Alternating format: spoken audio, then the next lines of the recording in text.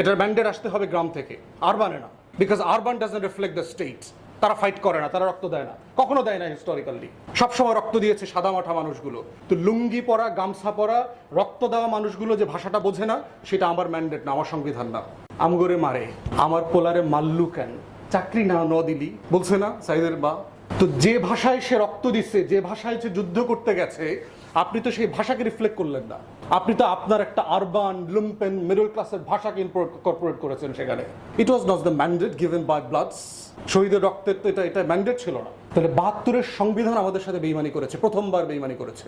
এবং কারা করেছে? যারা ৭০-এর পাকিস্তান ফ্রেমওয়ার্কের উপরে নির্বাচন করে ওইটাকে রক্ষা করবার শপথ নিয়ে যারা দেশ স্বাধীন করেছে, তারা করেছে, ব্যাডলি করেছে। এবং এটার রেফারেন্ডাম নিতে হবে কৃষকের কাছ থেকে লেখার পরে। ভাই এটা পড়েন তো, বইরা বোঝেন কিনা দেখেন তো। যদি সে না বোঝে তাহলে কনস্টিটিউশন হবে না। তাহলে প্রশ্ন হচ্ছে, যদি আমার